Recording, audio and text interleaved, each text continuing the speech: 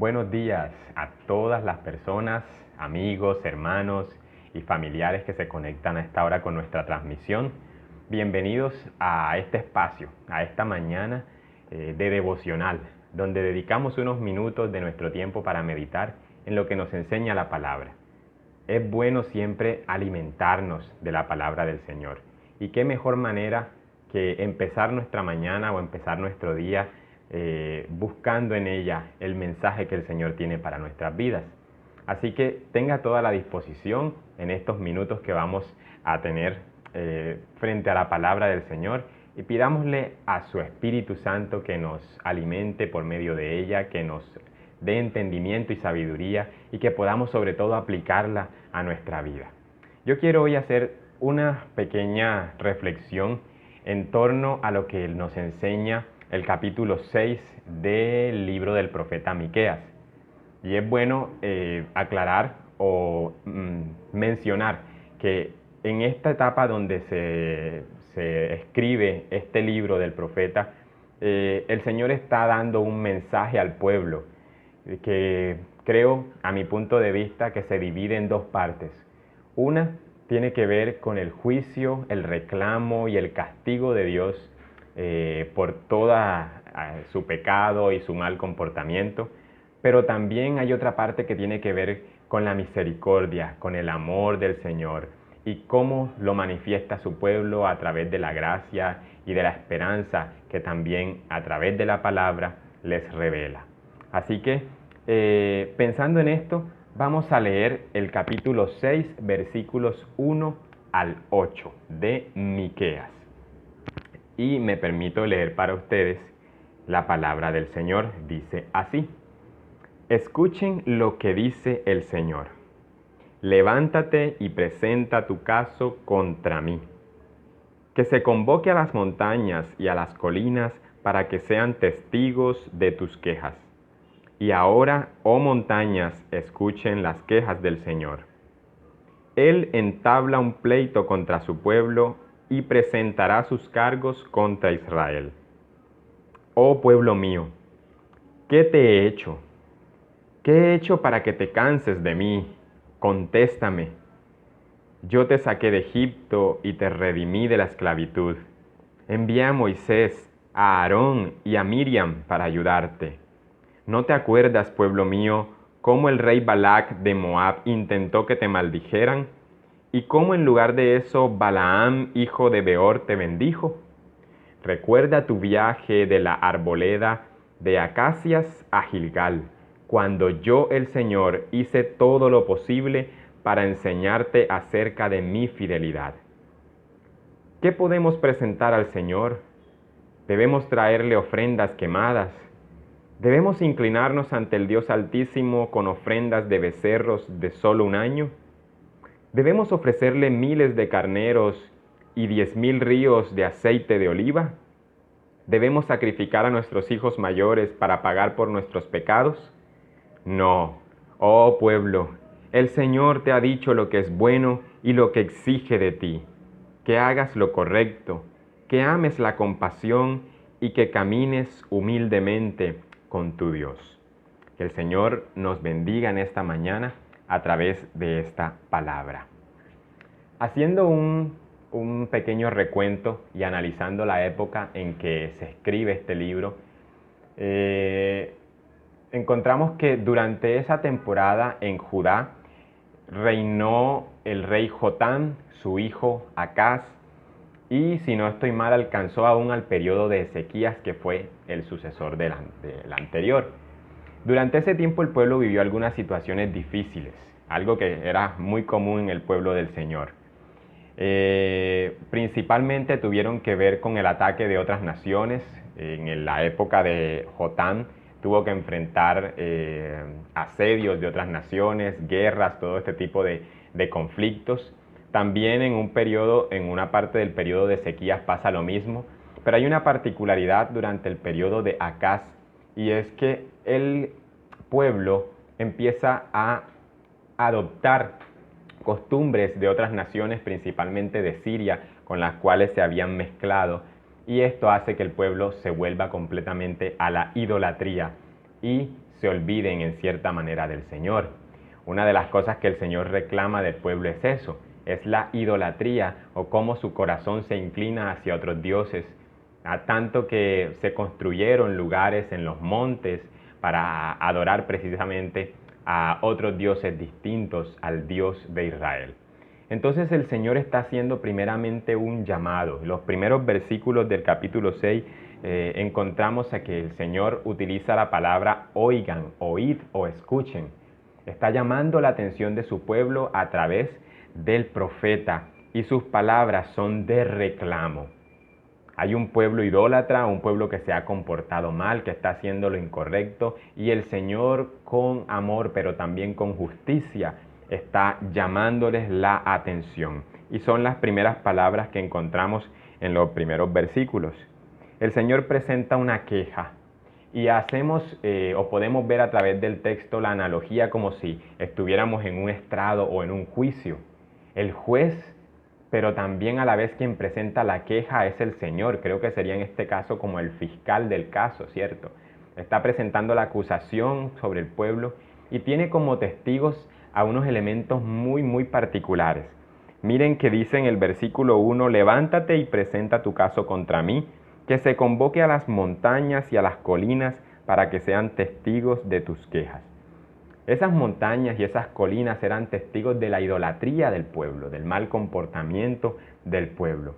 Y el Señor pone como testigos porque ahí prácticamente se guardaban los secretos de todo lo que hacía el pueblo.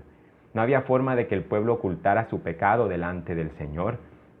Y el Señor empieza a hablarles y a llamarles la atención. Pero hay algo que me puede o me llama la atención, valga la redundancia, y es que el Señor no solamente les llama la atención y les está juzgando, sino que también les trae a memoria todas las bondades, la gracia, la fidelidad y el favor que ha tenido con ellos durante todo el tiempo. Y empieza a recordarles todo aquello. Y en el versículo 3 hace una pregunta muy diciente. Les está diciendo, pueblo, ¿qué te he hecho yo para que te canses o para que me des la espalda? ¿Acaso hay algo malo que el Señor haya hecho a su pueblo? Por el contrario, no les ha sostenido con su fidelidad, con su amor, con su cuidado, y empieza a recordarles esto. Yo veo esta escena como la de un padre cuando tiene un hijo que se comporta mal, cuando un padre que se esfuerza por darle lo mejor a sus hijos, por cuidarlos, por corregirlos también cuando es necesario, hace todo lo posible para llevarles por el buen camino, pero ese hijo sigue siendo desobediente, tal vez grosero, con un mal comportamiento. Así empieza a hablar el Señor a su pueblo y les dice, ¿acaso hay algo que yo haya hecho mal para que ustedes se estén comportando de esta manera? Es una pregunta reflexiva que también la palabra nos está hoy trasladando a nosotros. ¿Acaso nosotros hemos visto que el Señor se ha portado mal en algún momento contigo, conmigo, con nuestros hogares, con nuestras familias? ¿No ha sido por el contrario el Señor misericordioso, muy a pesar de nuestras faltas o de nuestro pecado? Y es una pregunta que nos confronta y nos lleva a reflexionar, porque es bueno analizarnos cómo es nuestra conducta delante del Señor y que esto también nos pueda llevar al siguiente paso, que es cada día tratar de buscar una mejor conducta por amor al Señor, en agradecimiento a lo que Él ha hecho por nosotros, así como en este momento estaba recordando lo bueno que había hecho por el pueblo. El Señor les recuerda tres cosas particulares al pueblo en estos primeros versículos. Una de ellas es que les recuerda su fidelidad, ¿cierto? Además de eso, el Señor también está recordando cómo les ha protegido, su protección. Y dentro de esto se engloba la provisión, el cuidado, cómo les alimentó, cómo les sustentó, les sacó de Egipto. Y esa es otra de las cosas que les recuerda el Señor al pueblo, su redención. Cómo les sacó de esclavitud de aquel lugar donde estaban y les llevó también a su libertad a través de esa redención. Cómo le había guiado y había puesto también líderes delante de ellos. Es decir, el Señor está recordándoles punto por punto cómo se ha manifestado su amor y su fidelidad. Entonces, contra esos argumentos no hay nada que el pueblo pueda decir o justificarse en cuanto a su comportamiento con respecto al Señor. Cuando nosotros fallamos o nos equivocamos, ¿será que podremos justificarnos con respecto a ese comportamiento? Más bien, no debemos humillarnos completamente para poder pedir perdón al Señor cada vez que nos equivocamos.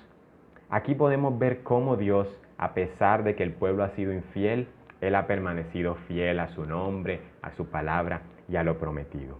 Entonces, en este primer punto encontramos el reclamo y la queja del Señor.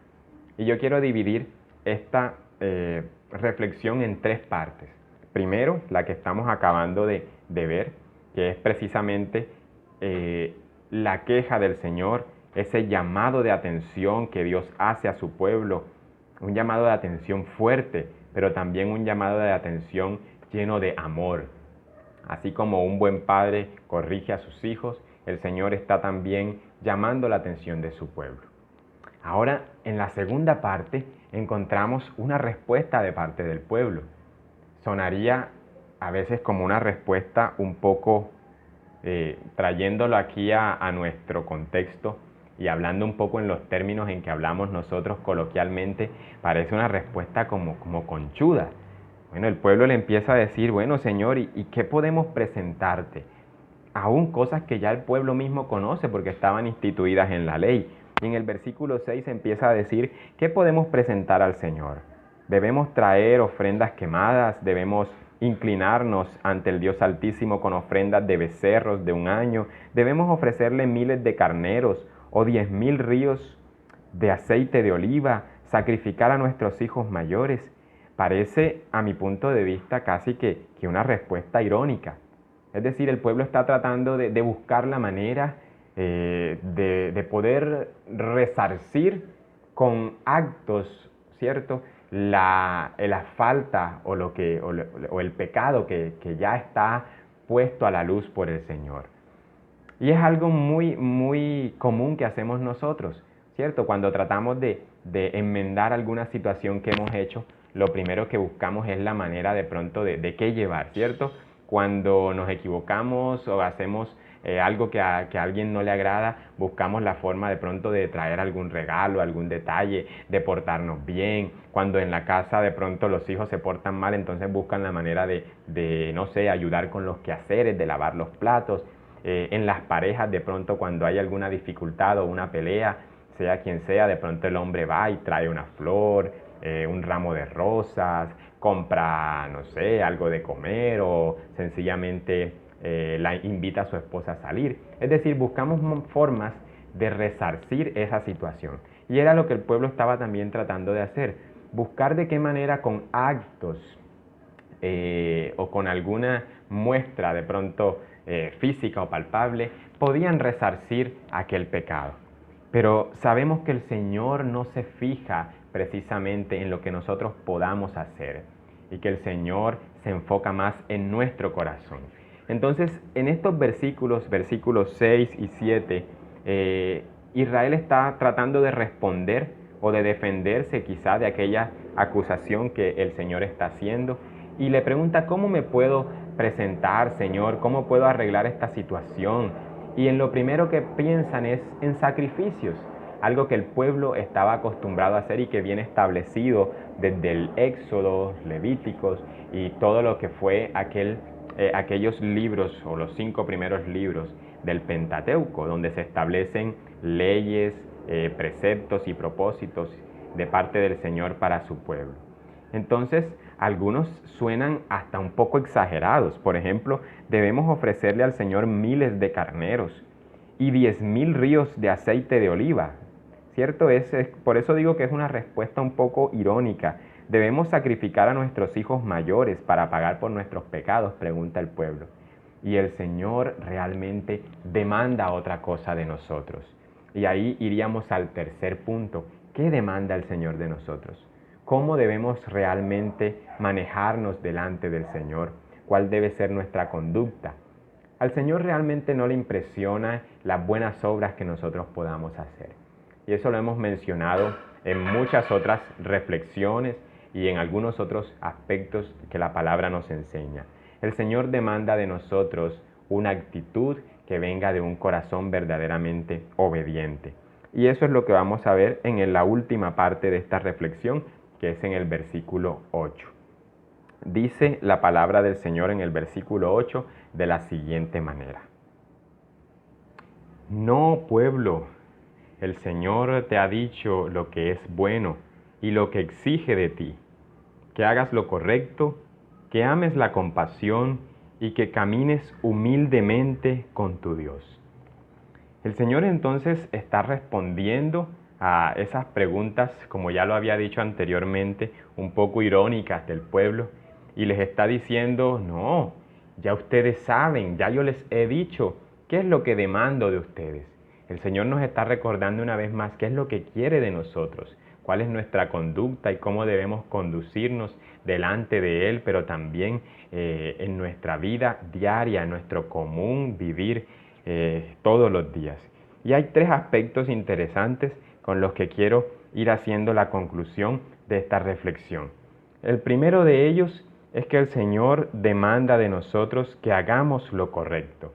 En otras versiones habla de que el Señor demanda justicia. El Señor no quiere sacrificios de los hombres, de nosotros. El Señor lo que necesita o lo que nos está pidiendo es que tengamos unas vidas, unas conductas justas. ¿Y qué es eso de pronto de vivir justamente o de tener una conducta de justicia? No es más que actuar de manera correcta frente a la palabra, frente a lo que el Señor nos está enseñando en su palabra, a ser ecuánimes en cuanto a nuestra manera de vivir en el contexto donde estamos.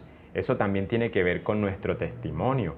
Vivir correctamente o vivir justamente está relacionado no solamente con el Señor de manera vertical, es decir, el Señor y yo, sino también en lo horizontal, es decir, en la comunidad donde vivo, en la casa, dentro de mi familia, dentro de la iglesia, con mis hermanos, con mi prójimo también. Y para llevarlo a una manera un poco más práctica o más aterrizada a nuestro contexto, esto no es más que vivir y obedecer lo que se nos ha enseñado en la palabra, pero también obedecer y responder con nuestra responsabilidad, valga la redundancia, social, con nuestro deber como ciudadanos.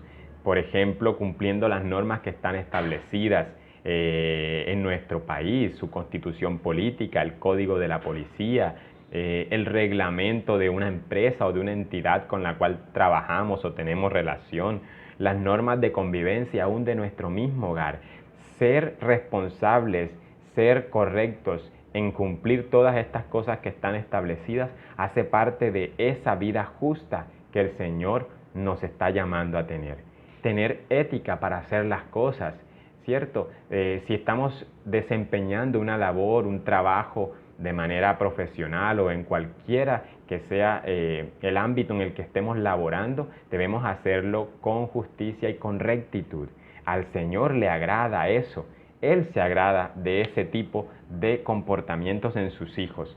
Y de hecho esas son unas de las características que ayudan a definir la conducta de un cristiano. Pero también debemos tener una vida de piedad, una vida sumisa, una vida obediente y rendida al Señor. También en eso estamos aplicando justicia y estamos aplicando rectitud para poder vivir en relación con el Señor de manera adecuada. Entonces, en este primer aspecto, hacer lo correcto no solamente se refiere a obedecer al Señor en todo lo que hagamos, en su palabra, en sus mandamientos, sino también a poder llevar eso al plano cotidiano en nuestra conducta y en nuestro comportamiento en el día a día, donde sea que nosotros estemos. Eso habla bien y da un buen testimonio de un cristiano. Pero también hay un segundo punto, y lo segundo que menciona el Señor es que amemos la compasión, o en otras versiones que hagamos misericordia. Amar la misericordia en cuanto a los hombres o en cuanto a nuestro prójimo no es más que evidenciar el amor por el prójimo. El amor que ya conocemos, el amor que el Señor nos ha dado, cómo transmitirlo y cómo trasladarlo a nuestro hogar. a las mismas instituciones que ya mencionaba anteriormente, a la iglesia, a la comunidad, al barrio, al lugar donde vivimos. Tener consideración por los demás, cómo podemos ayudar, como dice la palabra, tener siempre el deseo de ayudar, ¿cierto? Y de hacer el bien a los demás. Y dice la palabra también, y mucho más a los de la familia de Cristo, a nosotros que somos hijos de Dios. Entonces, amar la misericordia es evidenciar el amor que el Señor nos ha enseñado con respecto a los que nos rodean. ¿Y cómo no hacerlo si es que día tras día podemos ver que el Señor nos ama y también nos muestra su misericordia, su fidelidad, su amor, su gracia? Cada mañana dice la palabra que nuevas son sus misericordias. Entonces, la mejor forma de nosotros poder amar y mostrar que amamos la misericordia es reflejar, poner en práctica, vivenciar ese amor del Señor, no solo en nuestra relación con Él, sino también en relación con mis hermanos, en relación con mi familia, en relación con mi comunidad. Ahí nos está también el Señor haciendo un llamado a que podamos amar y tener compasión con todos los que nos rodean. Entonces llevamos dos aspectos. El primero es hacer lo justo, hacer lo correcto, vivir con justicia. El segundo es amar la compasión, demostrar ese amor y esa fidelidad del Señor también a todos los que me rodean. Y por último, el Señor pide que caminemos humildemente o que vivamos humildemente con Él. En otras palabras, que nos humillemos ante el Señor. Normalmente el ser humano siempre va a tener la tendencia a tratar de hacer su propia voluntad, ¿cierto? Porque creemos que tenemos la capacidad y que somos autosuficientes. Pero el Señor le está diciendo al pueblo, tienen que humillarse, tienen que reconocer en dónde han fallado, tienen que reconocer que no son autosuficientes, sino que dependen de mí. Y también nosotros hoy tenemos ese llamado, a reconocer humildemente que dependemos del Señor misericordioso, amoroso, justo y también todopoderoso, el cual nos guía, el cual nos enseña y hoy en su palabra nos está recordando que debemos depender completamente de Él. Tenemos una vida de devoción al Señor, estamos humillándonos ante el Señor, humillando cada uno de los aspectos de nuestra vida. Es bueno que también nos evaluemos y podamos humillarnos ante el Señor. Al Señor le agrada que su pueblo se humille. Al Señor le agrada que nosotros lleguemos ante Él con humildad. Un corazón contrito y humillado no rechaza al Señor. Y el corazón del pueblo se había envanecido, se había endurecido, se habían apartado de Él. Y el Señor les está recordando, pueblo mío, yo lo que deseo es que te humilles. Así el Señor quiere que nosotros día a día vivamos en una constante humillación y devoción al Señor. El que se humilla ante el Señor tiene la promesa de ser exaltado. El que es humilde delante del Señor será exaltado por Él.